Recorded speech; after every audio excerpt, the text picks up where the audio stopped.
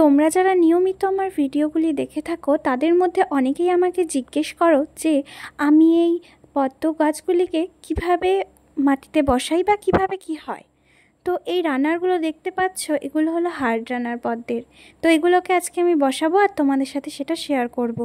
এই রানারগুলো গাছ থেকে তোলার পর কিন্তু আমি একটু জলে ভাসিয়ে রেখেছিলাম যাতে কিছু রুট বের হয়।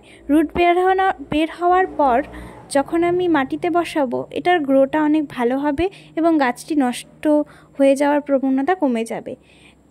এক্ষেত্রে বলা ভালো যে কোনো টিউবার বা হার্ড রানার থাকলে সেটা নষ্ট হওয়ার চান্স একদমই কম।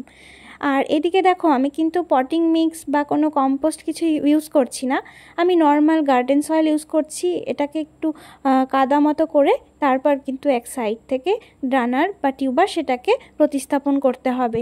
এক্ষেত্রে বলা ভালো যে রানার বা টিউবারের যে গ্রোয়িং টিপস আছে সেটাকে কিন্তু ওপরের দিকে রাখতে হবে। আর এটাকে সবসময় কর্নারের দিক করে গাড়তে হয়, যেহেতু পদ্ম গাছটা গোল গোল হয়ে এটা বড় হয়। আর এক্ষেত্রে আমি কোনো কম্পোস্ট কোনো সার ইউজ করছি না, কারণ এটা আমার একদমই নিজস্ব পদ্ধতি। আমি এই গাছটা একটু বড় হয়ে গেলে তারপর এটাতে আমি কম্পোস্ট বা সার যেটাই দেওয়ার হয় সেটা দেব।